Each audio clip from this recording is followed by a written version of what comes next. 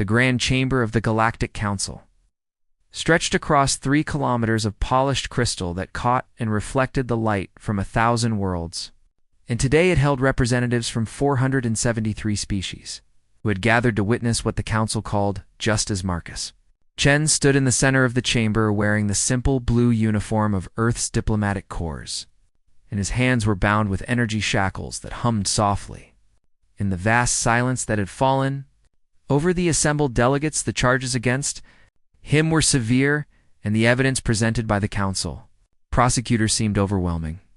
Or at least that was what the council wanted everyone to believe when they displayed holographic projections of data transfers and communication logs that allegedly proved Chen had shared classified weapons technology with the Vilar colony. Rebellion Ambassador Sarah Rodriguez sat in Earth's delegation box with her fingers gripped so tightly around the armrest that her knuckles had gone white, and she had spent the last 3 days presenting evidence of Chen's innocence, while the council judges sat with expressions that ranged from boredom to barely concealed hostility. The defense had been simple and clear because Marcus Chen had never been to the Vialora system, and the timestamps on the alleged communications showed transmissions sent while Chen was verifiably attending a cultural exchange on Proxima Station with 200 witnesses, yet every piece of exculpatory evidence was dismissed on technical grounds that seemed to shift with each presentation. High Arbiter Zelkin rose from his seat at the center of the judicial panel, and his forearms spread wide in a gesture that commanded absolute attention from every being in the chamber, while his translator converted his clicking speech into words that echoed through the hall. The council has deliberated and finds the human Marcus Chen guilty of violating the sacred technology accords, Zelkin announced, and his voice carried no emotion as he continued. The penalty for this crime is death, and the sentence shall be carried out immediately. As a reminder to all species that council law supersedes individual protest, Sarah Rodriguez shot to her feet, and her voice rang out across the chamber with a desperation that made several nearby delegates flinch away from the raw emotion. "This is murder," she shouted. And protocol officers moved toward her position while she continued speaking rapidly. "You have ignored evidence and violated your own procedures, and if you do this, then Earth will comply with council authority," Zelkin interrupted, and his compound eyes fixed on Rodriguez with something that might have been pity or contempt. "Your species is young, and you must learn that individual lives matter less than galactic order." Marcus Chen had remained silent throughout the trial, but now he turned to face the section where Earth's delegation sat, and his expression, wise, was calm despite what was coming. "Tell them I was innocent," Chen said quietly. And though his voice was soft, the chamber's acoustics carried his words to every corner. "Tell them the truth. The execution device descended from the ceiling like a falling star, and it was a humane method by council standards because death would be instantaneous through the disruption of all neural activity, and the prisoner would feel nothing as their consciousness simply ceased to exist." "Sarah." Rodriguez was still shouting and struggling against the protocol officers, who were now physically restraining her, while other members of Earth's delegation sat in stunned silence. And some were recording everything on their personal devices, because even in this moment, they understood the importance of documentation. The device activated with a sound like distant thunder, and Marcus Chen's body collapsed to the crystal floor, while the energy shackles deactivated automatically. And the grand chamber fell silent, except for the sound of Sarah Rodriguez screaming in rage and grief. "High Arbiter." Zelkin made a gesture of finality with his upper right arm and turned away from the body as cleaning drones began their approach. "Let this serve as an example," he stated. "Council law is absolute." The broadcast of the execution was transmitted across the galaxy through the standard diplomatic channels, and on Earth, the feed appeared simultaneously on 14 billion personal devices and public screens as people stopped whatever they were doing to watch their representative. In Geneva, the emergency session of the United Earth government convened within minutes, and President Chen Li stood before the assembly with tears streaming down her face because Marcus had been her cousin and she had recommended him for the diplomatic position. "They murdered him," she said. and her voice was flat and cold in a way that made the assembled representatives lean forward in their seats. They ignored evidence and violated their own laws, and they murdered a human being. The vote was unanimous, and the resolution was brief because sometimes the most important decisions required the fewest words. And the text simply read, "Earth hereby withdraws all diplomatic recognition of the Galactic Council and recalls all human personnel from Council space effective immediately." Secretary General Williams stood and added a motion that passed with equal unanimity. And this one authorized the activation of defense protocols that had been theoretical exercises just hours before across human space. The response was immediate and synchronized in a way that surprised even Earth's own military planners. And civilian ships began returning to Sol System while military vessels moved to defensive positions around every human colony and outpost. The Council expected protests and angry messages, and perhaps some ineffectual posturing from this young species that had joined galactic civilization barely 60 years ago. But instead, they received only silence as Earth's communication channels, when Dark Ambassador Rodriguez and the entire Earth delegation departed Council Central Station without fanfare or official farewell. And they carried with them complete recordings of the trial, including footage from 17 different angles that showed every procedural violation and every ignored piece of evidence. Journey back to Earth took 4 weeks through standard jump routes, and Rodriguez spent that time editing together a documentary that she titled The Trial of Marcus Chen, a complete record, and she ensured that every frame showed the truth of what had happened. The delegation's ship entered orbit around Earth. They found a planet transformed, because the casual observer would see little difference, but those who understood military logistics could recognize the signs of mobilization shipyards that had built colony. Vessels and cargo haulers were now producing craft with reinforced hulls and weapon mounts. And research stations had shifted their focus from terraforming and medicine to fields that the Council had specifically prohibited on the lunar surface. New construction created structures whose purpose was unclear, but whose scale suggested something significant. And power generation across the solar system had increased by 40% in just 1 month, President Chen Li addressed the planet in a broadcast that was simultaneously translated into 234 languages. And she stood before a simple backdrop that showed an image of Marcus Chen smiling at some diplomatic function. They killed him because they could. They killed him because they believed we would accept it, and they believed we were too weak or too afraid to respond. She paused and let the silence stretch for several seconds, while 14 billion people watched and waited. They were wrong. She continued, "We will not be returning to Council space. We will not be seeking their approval or recognition, and we will not be following their laws." The broadcast ended, and Earth's silence continued, while across human space every person understood that something fundamental had changed, and the age of humanity seeking acceptance from the galactic community had ended. The Council waited for Earth to calm down and return to negotiations, because that was what species did after making their protest. But the humans did not return, and the silence stretched from weeks to months. Intelligence reports began filtering back to Council Central with concerning details about human activity. And these reports spoke of weapon development and fleet expansion, and worst of all, a systematic study of Council military doctrine and tactics. High Arbiter Zelkin reviewed these reports with growing unease, and he called a special session to address what he termed the human situation, because even he was beginning to suspect that perhaps his people had miscalculated. They are a young species, experiencing growing pains, insisted Council Admiral Tresh, and his translator made his whistling speech sound confident. One show of force, and they will comply. The decision was made to send a fleet to Earth's nearest colony at Tau Ceti, and the Council was certain this would end the standoff and restore proper order. They had no idea what was waiting for them. The Council Chamber Security Committee met in closed session 3 months after Marcus Chen's execution, and the mood in the room was less confident than it had been. When they had authorized the sentence, Intelligence Director Krathik spread his sensory tendrils across the data displays that floated in the center of the table, and the information they showed contradicted everything the council thought they knew about human capabilities. "The shipyard activity is concerning," Krathik began, and his translated voice carried undertones that his species used to indicate deep worry.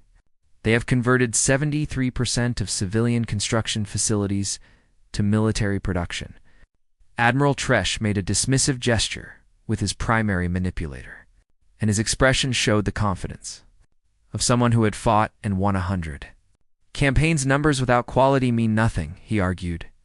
"Human technology is at best adequate, and their military experience is limited to minor conflicts with pirates and internal peacekeeping." Krathik's tendrils twitched in a way that indicated disagreement, and he pulled up a new data stream that showed cultural analysis reports compiled by council anthropologists.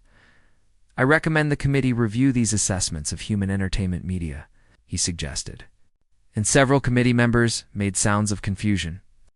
Because what did entertainment have to do with military capability? The display showed statistics that seemed absurd in their scope because humans produced approximately 4 million hours of warfare-related content annually across all their various media formats, and this had been consistent for the past 200 years of their recorded history. Admiral Tresh examined a randomly selected film titled The Battle of the Thermopylae that showed a small group of ancient human warriors fighting against overwhelming odds. And the tactical creativity on display made him pause despite himself. "This is fiction," he said, but his voice carried less certainty than before. "Stories they tell themselves for amusement. Look at the volume," Krathik insisted.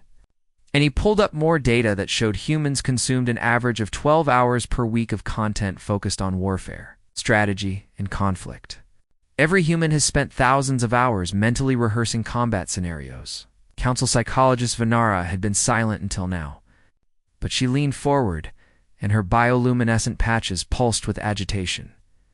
"We need to understand what this means from a psychological perspective," she said, and her voice was soft but urgent. "Most species develop entertainment around cooperation and harmony and resource management because those are the skills that allowed them to achieve civilization." She paused and pulled up comparative data from a dozen other species before continuing. "Humans are different because their evolutionary path involved constant intraspecies conflict," she explained. "They fought themselves for thousands of years before achieving unity, and their entertainment reflects this." History. The committee watched footage from a human video game that simulated planetary invasion, and the level of tactical detail was extraordinary because players had to manage logistics and troop morale and combined arms coordination. "This is a children's game," Vanara noted. "Recommended for ages 12 and above." Admiral Tresh was beginning to look uncomfortable, and he shifted his position while reviewing reports from council observers who had been monitoring human space before the diplomatic withdrawal. "What about their actual military forces?" he asked, and his tone suggested he was looking for reassurance. Sethik pulled up the latest intelligence reports, and the news was not encouraging because human military activity had increased by a factor of 7 since Chen's execution, and recruitment centers were reporting overwhelming volunteer numbers. "They have mobilized their reserve forces and implemented what they called general conscription across all colonies," Krathik reported. "Every human between ages 18 and 45 is now receiving military training." The numbers were staggering because Earth and its colonies held a population of 14 billion. And if even a fraction of those became combat-ready soldiers, then the humans could field an army larger than the Council's entire standing military. "Impossible," Tresh argued. "The logistics alone would be overwhelming, and they cannot arm and equip such numbers." But the data showed that human manufacturing had shifted almost entirely to military production, and their 3D printing technology allowed for rapid production of equipment at scales that Council found difficult to comprehend. Vena brought up another concerning point that made several committee members shift. "Uncomfortably, their social cohesion has increased dramatically," she noted, and psychological profiles showed a species unified by grief and anger.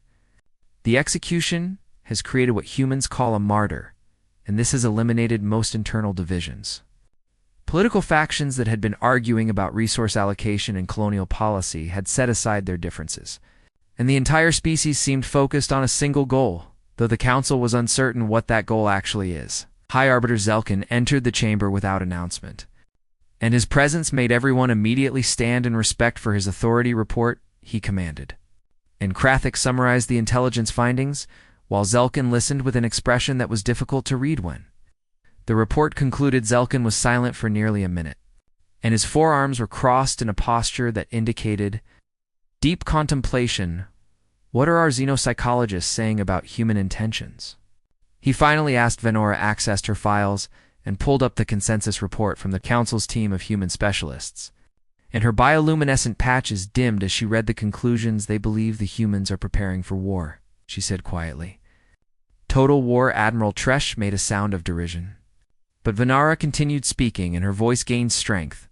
The term total war has specific meaning in human history, she explained, and she displayed definitions and historical examples.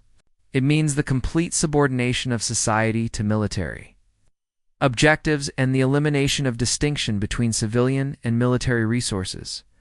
The committee watched historical footage from Earth's 20th century world wars, and the scale of mobilization was terrifying, because entire planetary economies had been converted to weapon production, while populations endured hardship that most council species would consider unacceptable. They did this to themselves, Venara emphasized. They fought with such intensity that they developed weapons capable of destroying their own planet, and they nearly used them. Zelkin watched the footage of atomic weapons detonating over human cities, and his expression shifted from dismissive to concerned. Surely they have evolved beyond such barbarism, he suggested. But his voice lacked conviction. Have they? Venara questioned, and she pulled up recent human military doctrine papers that had been intercepted. Their strategic planning still includes scenarios for mutual destruction and acceptable casualties measured in billions. The committee sat in uncomfortable silence while they contemplated what it meant to face a species that thought in such terms. Krathik brought up the final piece of intelligence that had prompted this emergency session, and it was a message that had been intercepted from Earth's military command to all human colonies. The message was simple and consisted of only 3 words that, when translated, read, "Remember Marcus Chen." "They are not going to negotiate," Krathik said, and his tendrils curled protectively around his body. "They are not posturing for advantage, and they are not seeking concessions. Then what do they want?" Admiral Tresh demanded. Venna answered with certainty that came from months of studying human psychology and culture and history. "Justice," she said, and the word hung in the air like a pronouncement of doom. "They want what they believe Marcus Chen was denied." Zelkin made a decision that he hoped would resolve the situation before it escalated beyond control. "We will send a fleet to demonstrate council authority," he announced. A show of force to remind the humans of their place in the galactic order. Krathik and Venara both started to protest. But Zelkin raised a hand for silence. "The council has spoken," he stated. "Prepare the fleet for deployment to Tau Ceti." Admiral Tresh smiled with satisfaction because this was familiar territory, and he understood force, projection, and military intimidation. And he was certain the humans would back down when faced with superior firepower. The committee adjourned and began making preparations. And none of them noticed Venara's bioluminescent patches flashing in the pattern her species used to signal impending disaster across human space. The preparations continued with mechanical efficiency, and ship after ship emerged from construction facilities with hulls that gleamed under the light of different suns in underground facilities on Mars and Europa and a dozen other locations. Scientists worked on projects that would have violated every Council technology accord if those agreements still held any meaning to Eartha. Humans did not broadcast their intentions or make threats because they were too busy working, and every person understood their role in what was coming. Earth, a mother named Rebecca Chen, visited her son's grave in the diplomatic memorial garden, and she placed flowers while 14 billion other humans went about their tasks. They were ready. And soon the council would understand what it meant to awaken a species that had spent its entire existence preparing for war. The Council fleet emerged from jump space at the edge of the Tau Ceti system with the kind of overwhelming force that had pacified rebellious colonies 100 times before. And Admiral Tresh surveyed his command with satisfaction from the bridge of the massive dreadnought. Celestial Authority 300 warships spread across local space in a formation designed to inspire awe and terror. And their combined firepower could reduce a planet to radioactive dust within hours, broadcast the standard compliance message. And his communications officer initiated the transmission. That demanded immediate surrender and the resumption of Council authority. The response from Tau Ceti colony came within minutes. And the human voice was calm and almost pleasant in tone, despite the fleet position to destroy everything they had built.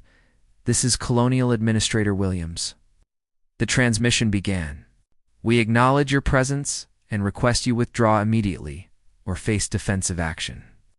Admiral Tresh made a sound that his translator rendered as contemptuous laughter, because the colony had perhaps a dozen patrol craft and minimal orbital defenses. Defensive action, he repeated mockingly. And he ordered his fleet to advance toward the inhabited worlds. Prepare to demonstrate what happens to species that defy Council authority. The fleet moved forward in perfect formation, and their shields were active while targeting systems locked onto the obvious military installations around Tau Ceti's primary colony world. Then the first mine detonated against the port flank of the formation, and the explosion was massive enough to destroy 3 cruisers instantly, while damaging a dozen more evasive maneuvers. Tresh shouted. But the minefield was dense and well camouflaged, and ships began triggering additional explosions as they tried to scatter them. Humans had seeded the approach corridor with thousands of mines that had been lying dormant and undetectable. And now they activated in sequence to create a gauntlet of destruction. Admiral Tresh's tactical display showed red indicators, spreading across his fleet like a plague.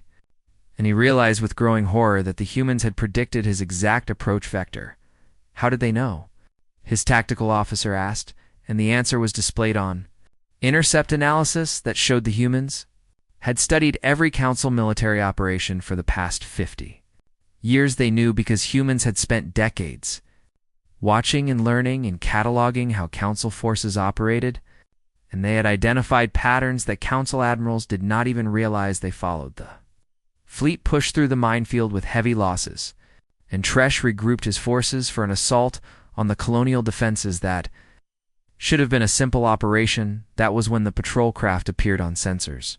And there were far more than intelligence had suggested, because 50 small ships accelerated toward the Council fleet with reckless speed. "Destroy them," Tresh ordered.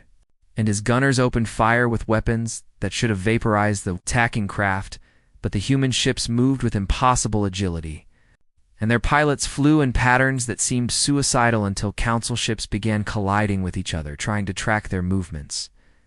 Humans were using the Council fleet's own size against them, and they darted between larger ships, while firing missiles that targeted sensor arrays and communication nodes. Admiral Tresh watched in disbelief as his fleet's coordination began to deteriorate, because the humans were not trying to destroy his ships but to blind and deafen them. Then the colonial defense platforms revealed themselves, and they were not in the locations that orbital surveys had indicated, because the humans had shown the Council fake installations while hiding their real weapons. Railgun fire sleeted through space with kinetic energy that punched through shields the Council had thought were impenetrable, and the humans had somehow developed weapons that operated on principles Council scientists claimed were impossible. "Return fire," Tresh commanded. But his ships were scattered and confused, and targeting solutions kept failing as human electronic warfare systems jammed and spoofed their sensors. A wing of human craft executed what appeared to be a retreat, and a Council squadron pursued them directly into an ambush where converted cargo haulers had been waiting with improvised but devastating weapons. The humans were fighting without honor or rules, and they used tactics that the Council considered unsporting, like false surrenders in civilian vessels that suddenly revealed hidden weapon systems. Admiral Tresh's flagship took a direct hit from a kinetic projectile moving at point-to-light speed, and the impact sheared off the port weapons array while venting atmosphere from 3 decks. "Withdraw to defensive positions," he ordered through emergency channels, and his fleet pulled back to regroup while human Forces harassed their retreats. The Battle of Tau Ceti lasted 14 hours and ended with the Council fleet retreating to the edge of the system, having lost 67 ships and suffering damage to nearly all the survivors. Human losses were significantly lower because they had fought smart rather than honorably, and they had used every advantage that creativity and desperation could provide. Admiral Tresh sat in his damaged command chair while medical teams treated wounded crew members, and he struggled to comprehend how his overwhelming force had been defeated by what should have been an easy target. The transmission that arrived from Tau Ceti colony was not gloating or threatening, and Administrator Williams spoke with the same calm tone he had used before the battle. "We have taken 347 prisoners, including several of your officers," Williams stated. "They are being treated in accordance with basic sapient rights and will be returned when this conflict concludes." The transmission shifted to show Council prisoners in clean medical facilities receiving treatment for their injuries, and human doctors worked alongside captured Council medical staff to provide care. "We want you to watch something," Williams continued, and the feed changed to show footage from Marcus Chen's trial. Humans had edited together every procedural violation and every ignored piece of evidence, and they had overlaid analysis from legal experts across a dozen species. Recording showed High Arbiter Zelkin dismissing defense testimony without cause, and it showed the prosecution presenting evidence that had been digitally manipulated, and it showed a system of justice that had been corrupted by political convenience. "This is what you did," Williams said quietly. "This is the justice that your council claims to represent." The transmission was not just sent to Admiral Tresh, but was broadcast across the entire galaxy through channels the council did not control. And billions of beings watched the truth about Marcus Chen's execution in Council Central Station. Emergency sessions convened as member species demanded explanations, and some of the smaller delegations began questioning whether the Council's authority was as legitimate as they had always believed. High Arbiter Zelkin watched the human broadcast with growing fury, and he ordered a complete information blackout to prevent further distribution, but the humans had prepared for this, and their message was already spreading through networks that the Council could not shut down because humans had spent years quietly establishing their own communication infrastructure intelligence. Director Krathik reported something even more disturbing than the military defeat at Tau Ceti, and his tendrils trembled as he displayed evidence of human special forces operating deep within Council space. "They have teams on 15 different worlds," he reported. "They are extracting individuals who have been persecuted by Council authorities. The humans were not just fighting a military campaign, but were conducting a public relations offensive that undermined Council legitimacy. And they were making allies among species who had grievances against Council justice on the Vilar colony where the rebellion had supposedly occurred. Human agents made contact with the rebel leadership and provided them with evidence that the whole incident had been fabricated by Council intelligence. The technology transferred that Marcus Chen had been executed for had never happened, and the entire case had been manufactured to justify cracking down on the Velor independence movement. When this evidence was broadcast, the effect was explosive because species across the galaxy began questioning how many other Council actions had been based on lies. Admiral Tresh submitted his report on the Tau Ceti disaster, and he included tactical analysis that showed the humans had studied Council military doctrine with obsessive thoroughness. "They knew how we would approach and where we would position our forces," he wrote. "They knew what tactics we would use and what formations we preferred, and they exploited every predictable pattern." The report concluded with a recommendation that chilled the Council leadership, because Tresh suggested that continuing military operations against the humans would result in unacceptable casualties. Council chambers erupted in debate as some members called for immediate peace negotiations, while others demanded overwhelming retaliation, and the unity that had characterized Council decisions for centuries began to fracture. High Arbiter Zelkin called for order, and his forearms spread wide in a gesture of authority that seemed less effective than it had before. "We will not negotiate with terrorists," he declared. "We will not allow a single species to dictate terms to the entire galactic community." The formal declaration arrived 6 months after Marcus Chen's execution, and it was not a message but a coordinated military action that struck simultaneously at 17 council facilities across 8 sectors of Space High, Arbiter, Zelkin. Watched the tactical displays with something approaching disbelief as red indicators bloomed across. The map showing attacks that should have been impossible to coordinate. How are they moving so fast? He demanded, and his military advisors had no answers. Because human ships were appearing in locations that required faster-than-light travel beyond anything the Council had developed intelligence. Director Krathik had been investigating this question for weeks, and he finally had an answer that explained the impossible. They had been experimenting with jump drive modifications that we explicitly prohibited, he reported, and his voice carried a mixture of fear and reluctant admiration. They destabilize the quantum fields to achieve higher velocities at the cost of significant danger to the crew. Why would anyone accept such risk? Zelkin asked. Because they are willing to die to win, Krathik answered simply. And that reality was becoming increasingly clear as the conflict progressed. The human attack on Council Station 7 demonstrated capabilities that violated established physics as understood by galactic science, and their weapons bypassed shields that had protected Council installations for centuries immoral. Tresh reviewed the damage reports and noted that the humans had targeted communication nodes and logistics centers rather than population areas. And this pattern was consistent across all their operations. They are not trying to kill us, he observed. They are trying to cripple our ability to coordinate and respond. His tactical analysis was correct because the humans had studied enough military history to understand that destroying an enemy's capacity to make war was more effective than simple slaughter on Earth. The transformation of society continued, with a totality that amazed even those who had studied human history. And every aspect of civilization had been reorganized around a single goal. Manufacturing facilities that once produced consumer goods now created components for warships and weapons. And the civilian population accepted rationing and hardship without significant protest. President Chenli walked through a converted automobile factory where workers assembled missile guidance systems with the same precision they had once used to build vehicles. And she stopped to speak with a young woman operating a fabrication machine. How are you managing? Chenli asked. The worker looked up, and her expression showed exhaustion mixed with determination that had become characteristic of the entire species. My brother was in the diplomatic corps, she answered. He worked with Marcus Chen, and he said Marcus was the best of them.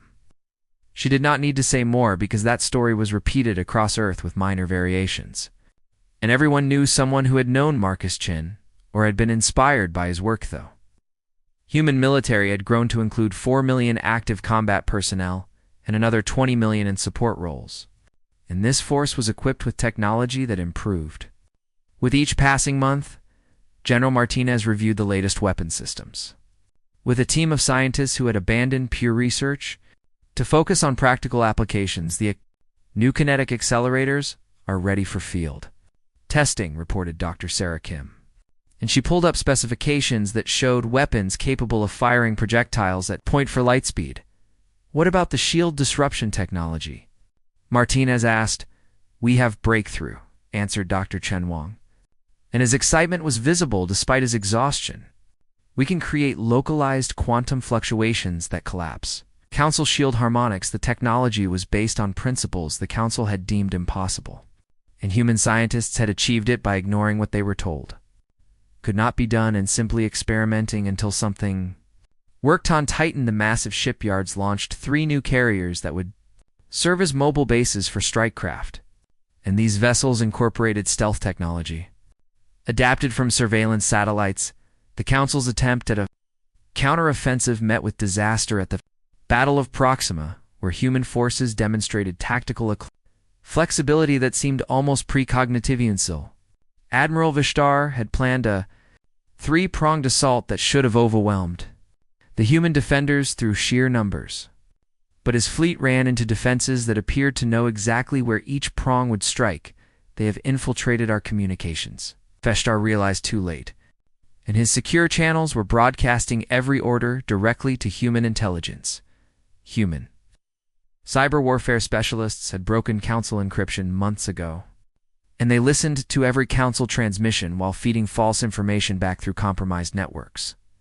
Battle turned into a rout as human forces counterattacked with precision that exploited every weakness in Council formations. And Vishtar barely escaped with a quarter of his original fleet in the Council chambers. The debate grew heated as member species began questioning the wisdom of continuing the conflict.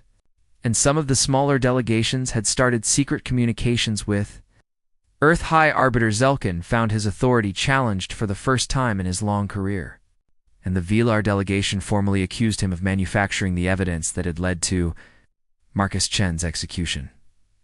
These are lies spread by human propaganda, Zelkin insisted. But the evidence was becoming overwhelming as more witnesses came forward. A Council intelligence officer named Krenix defected to the humans and brought with him complete files on the Chen operation. And his testimony confirmed what many had suspected: the whole case was fabricated on orders from Zelkin's office. Krenix stated in a broadcast that reached every corner of the galaxy, Marcus Chen was innocent, and we killed him to intimidate the humans into compliance. The revelation shattered what remained of Council unity, and 3 member species formally withdrew their delegations.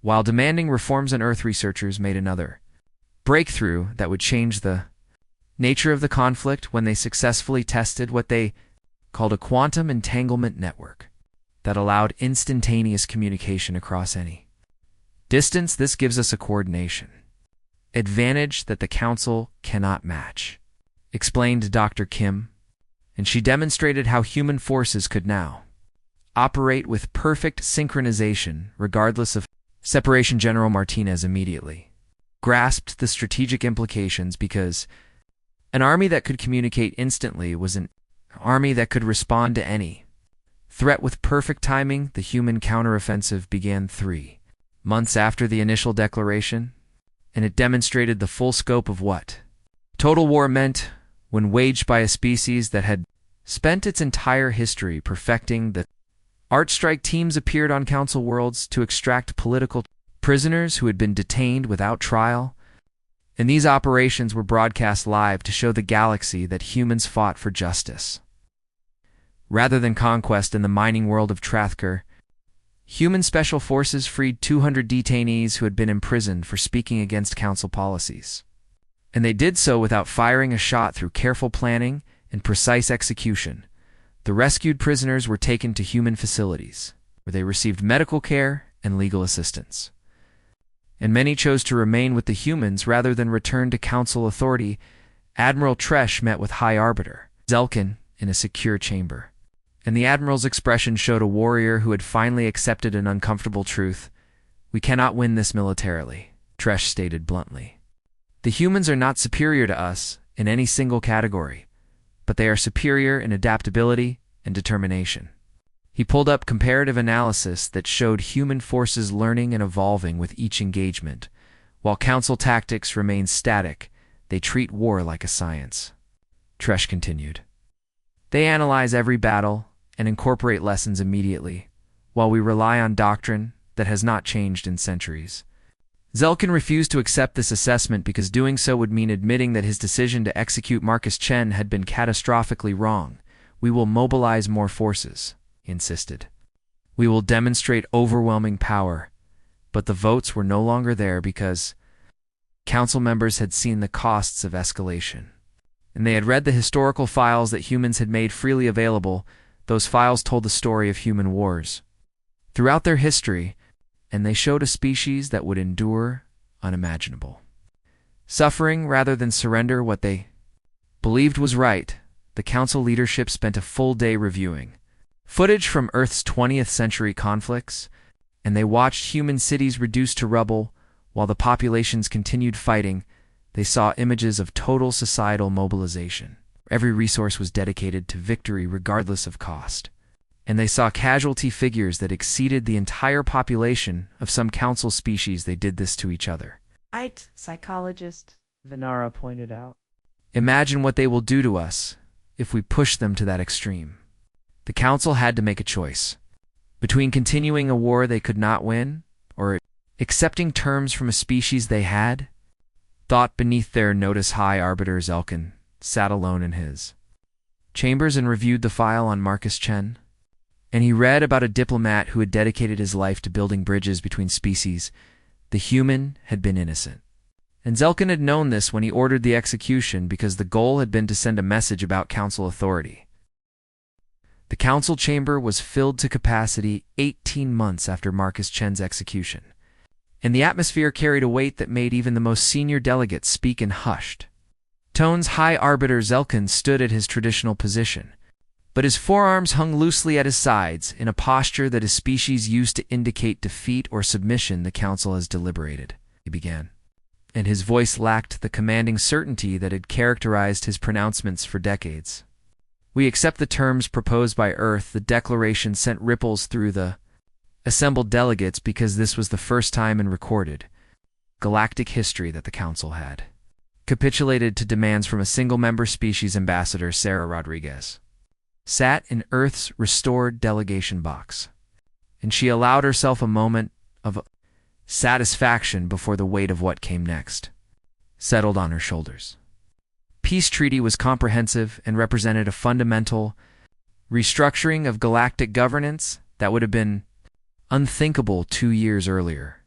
Article 1 established the exoneration of Marcus Chen and declared his execution a crime against sapient rights, and his name would be entered into the galactic record as a symbol of judicial reform. Article 2 mandated the creation of an independent judicial review board with representatives from all member species, including humanity, and this board would have authority to investigate accusations of procedural violations.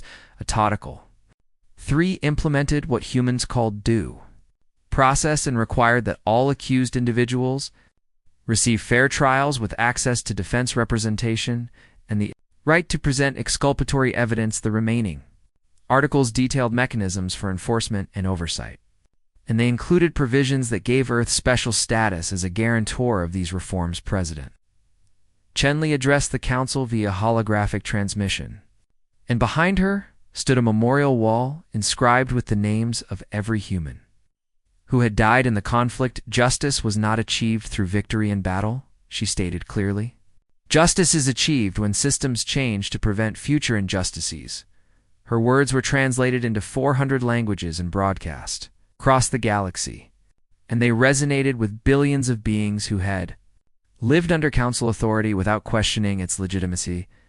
Formal signing ceremony took place on neutral ground at a station constructed specifically for this purpose, and representatives from every species attended to witness the historic moment. High Arbiter Zelkin signed the treaty with visible reluctance, and when he passed the document to President Chen Li, their eyes met briefly. I believed I was protecting galactic order, Zelkin said quietly. You were protecting your power, Chen Li responded without anger. There is a difference. The treaty included provisions for the trial of those responsible for Marcus Chen's execution, and the proceedings would be conducted under the new judicial standards that Earth had insisted upon. Zelkan and 3 other council officials faced charges before an independent tribunal, and for the first time in galactic history, the accused were given full rights to mount a defense. Though trial lasted 6 weeks and was broadcast continuously, and legal scholars from across the galaxy watched as evidence was presented and challenged according to procedures that prioritized truth over convenience. In the end, Zelkin was found guilty of judicial misconduct and abuse of authority, and he was sentenced to removal from office and a period of supervised community service rather than execution. We will not become what we fought against, explained Chief Justice Martinez during the sentencing. Punishment should serve justice rather than vengeance. The galaxy watched this display of restraint, and many species began implementing similar reforms in their own legal systems because the humans had demonstrated that strength and mercy were not incompatible. Tresh submitted his resignation from military service, but President Chen Li personally rejected it and instead offered him a position training. Human and council forces and joint operations, we need people who understand both sides, she explained when Tresh questioned the offer.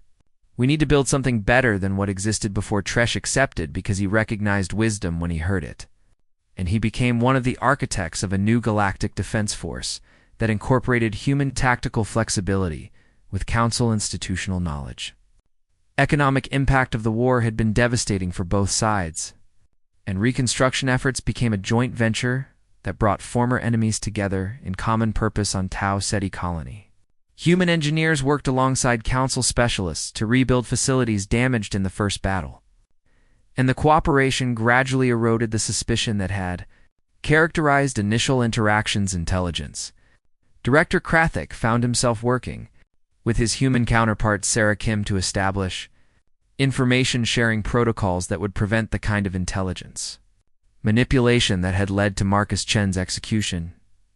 Your people are remarkably pragmatic, Krathik observed during one planning session. We have to be, Kim responded. We spent enough of our history killing each other that we learned the cost of holding grudges. The establishment of the Office of Sapient Rights became one of the most significant developments in galactic governance. And this institution had authority to investigate complaints from any being regardless of their species or status.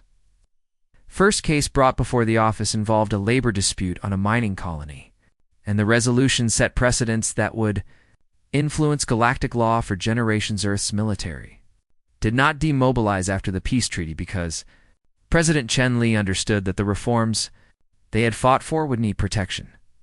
Instead, human forces became the enforcement arm of the new galactic order, and their fleets patrolled space lanes to ensure that council reforms were implemented. Honestly, some species resented this human authority, but they could not deny that the galaxy had become more just under the new system. Admiral Rodriguez, who had been promoted after her role in exposing Chen's innocence, commanded the new Guardian fleet that stood ready to intervene if any species attempted to return to the old ways. We are not here to rule, she explained during her first address to the fleet. We are here to protect the principles that Marcus Chen died for. On Earth, a memorial was constructed in Geneva that bore the names of everyone who had died in the conflict. And at the center stood a statue of Marcus Chen with an inscription that read, "Justice delayed is justice denied, President Chen." Li visited the memorial on the anniversary of Marcus's execution, and she found herself approached by a young woman who wore the uniform of Earth's diplomatic corps. I am heading to my first posting tomorrow, the young diplomat said. I wanted to see this before I left. Where are they sending you? Chenli asked. Council Central Station, came the reply. I will be working with the Judicial Review Board. Chenli smiled because this was exactly the kind of work that Marcus would have wanted to do. And his legacy was being carried forward by those who understood the importance of the fight. Galaxy had changed in fundamental ways during the 18 months of conflict, and species that had accepted council authority without question now demanded transparency and accountability. The Viller colony received formal independence after a referendum supervised by neutral observers, and their first act as a sovereign nation was to establish diplomatic relations with Earth. Former rebels became government officials, and they implemented a constitution based partly on human principles of individual rights and limited government power. Other colonies began similar independence movements, and the council was forced to accept that the era of unquestioned central authority had ended. The humans had not set out to dismantle the galactic order, but their insistence on justice had revealed the fragility of systems.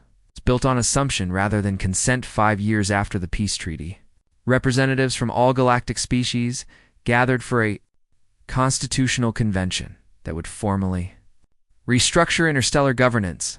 The resulting document drew heavily from human political philosophy, but incorporated elements from dozens of species.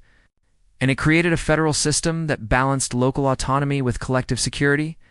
Earth declined a permanent seat on the new Council of Species, preferring instead to maintain its role as an independent guarantor of rights. We do not want to rule, President Chen Li explained during the convention.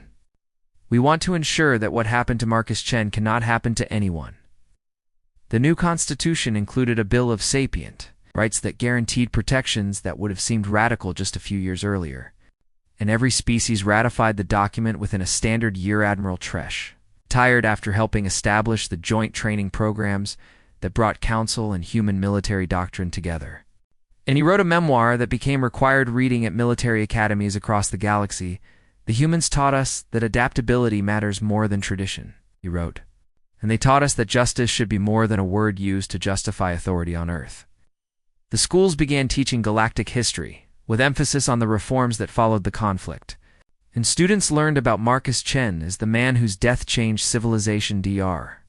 Sarah Kim continued her work on advanced propulsion systems, but now she shared her research openly with council scientists, and the collaborative effort led